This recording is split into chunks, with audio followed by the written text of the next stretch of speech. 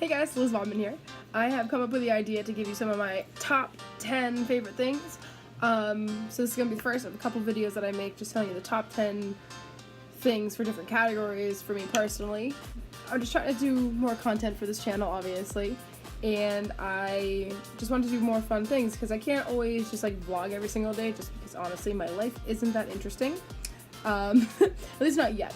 I'm hoping that within the next couple years or so, hopefully before that, my life will get a little bit more interesting. So for now, I'm just gonna do videos like this. Hope you don't mind. And yeah, after the video, please feel free to comment below and let me know your top 10 of whatever the category is. Or you can just text them to me and like I'll feature them or something. I think that'd be cool. Yeah, so if you guys want to do that, let me know what some of your top 10s are, and at the end of the next video I'll feature them. And yeah, so that we can all start sharing them and everything, get to know each other a little bit better. So yeah. This is the first top 10 video I'm going to do. It's going to be my top 10 favorite albums. If you know me, I'm obsessed with music. It's just a constant in my life. It's one thing I've always been passionate about for as long as I can remember, really. I've always been like, I remember singing along like in the car on the ride home from daycare, like well, not daycare but like preschool, I guess.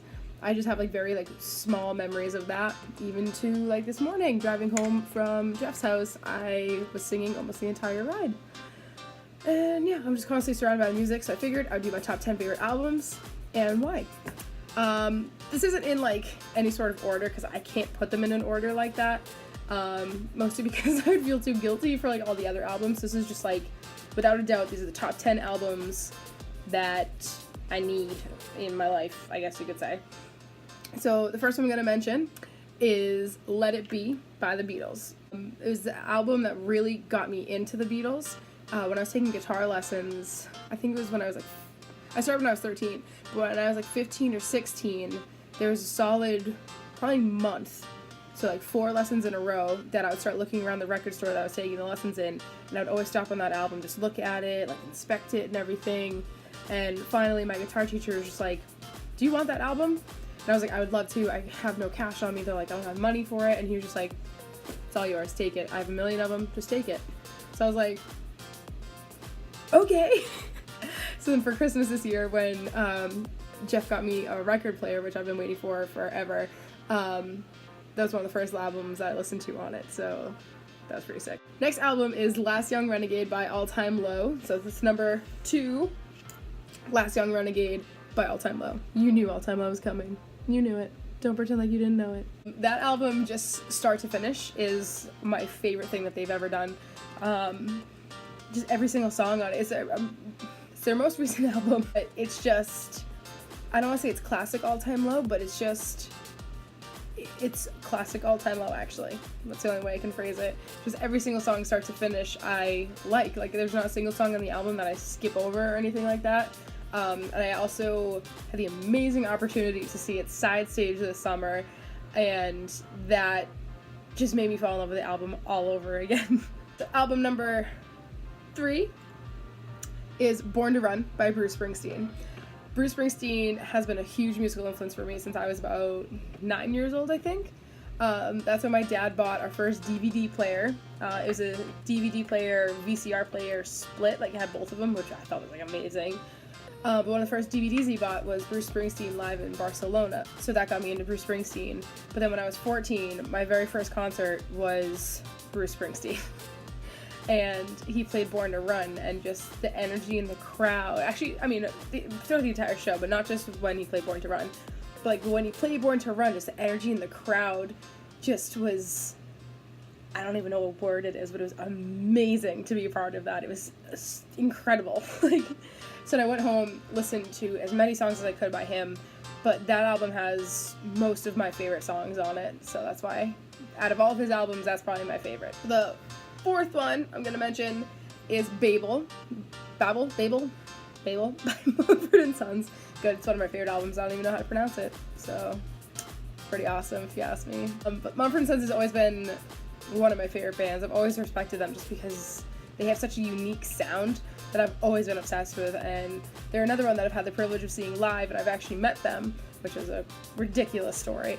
But again, it's just another one of those albums that all my favorite songs are on, and like I have that on vinyl too, and it's another album I can listen to start to finish without skipping any songs. But when I met Mumford & Sons, they were signing this thing for me.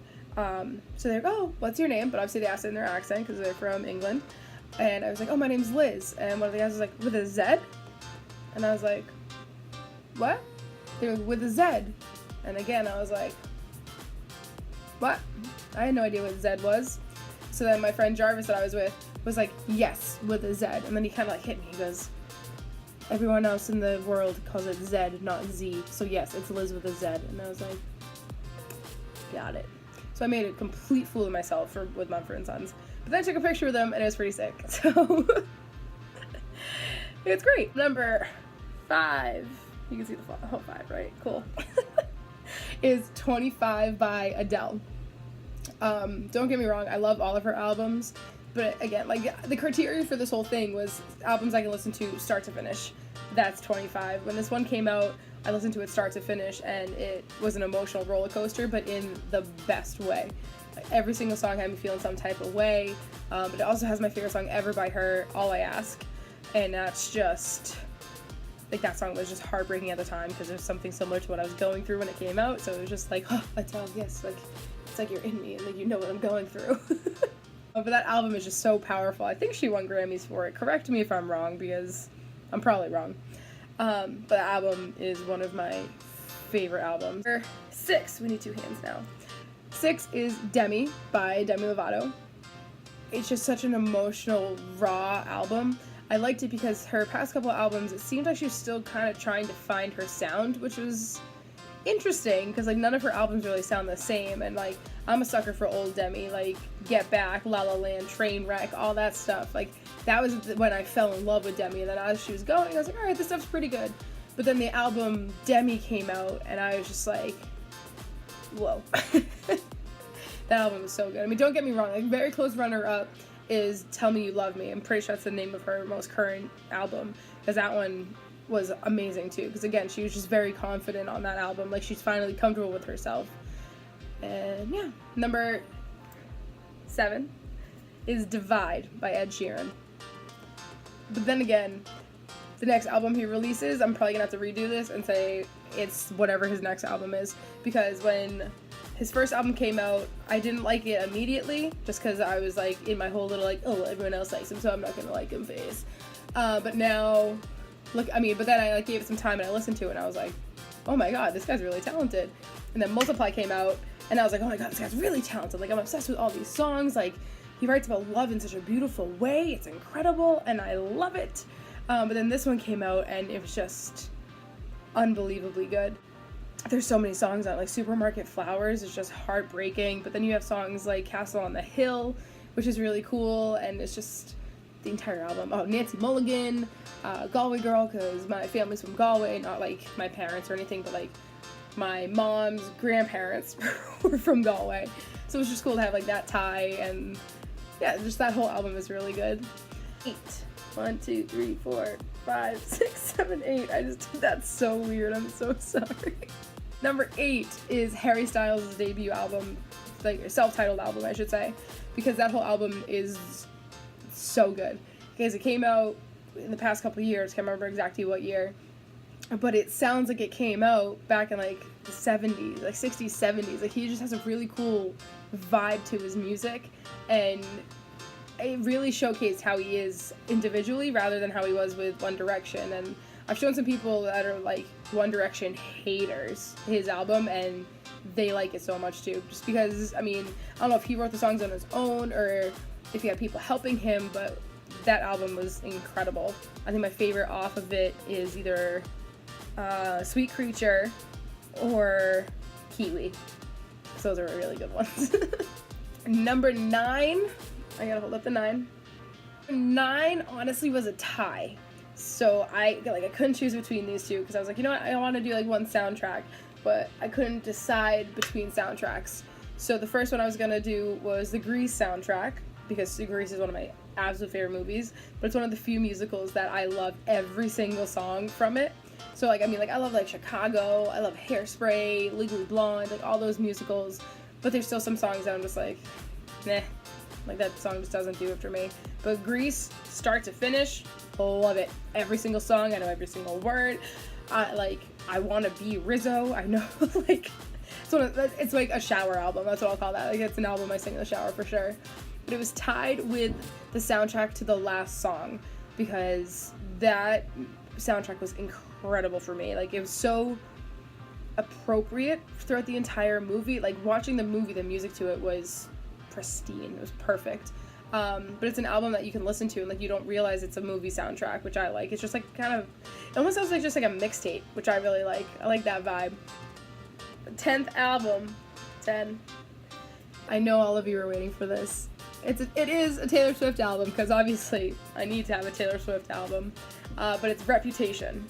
Again, I know this is all kind of like newer stuff, but like, I do love her older stuff, obviously, but Reputation, I think, is some of her best work, because again, it's an album that I can listen to start to finish, and I listen to every single song, except for Endgame. Sorry, I just can't get behind that one, I don't know why, but every other song, like, especially seeing them live this summer, it was incredible. Like, she's amazing at what she does, and you can't deny it. Like, she puts on an unbelievable show, but I love that she's changing her sound, but it's still unique to Taylor Swift in a certain way. This is all my opinion, by the way, you guys can obviously disagree. Reputation's definitely one of my absolute favorite albums, because it's just like it's empowering too, because there's a lot of songs that, like, Dress, when I heard Dress for the first time, I was just like, alright, like, Taylor's getting into her, like, sexual side, kind of, like, showing that she isn't just America's little sweetheart, like, she kind of has, like, a sexier side to her, which I really liked.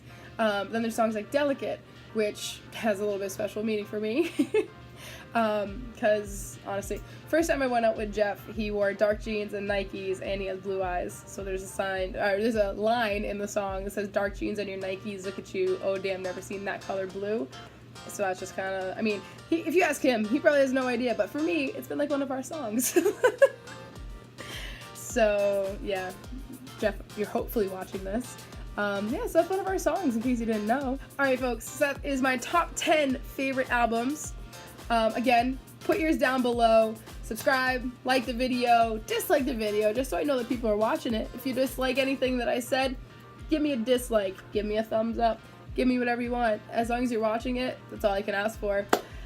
So I will see you guys next time for the next top 10 video, or whatever video I release next. And yeah, see you guys soon.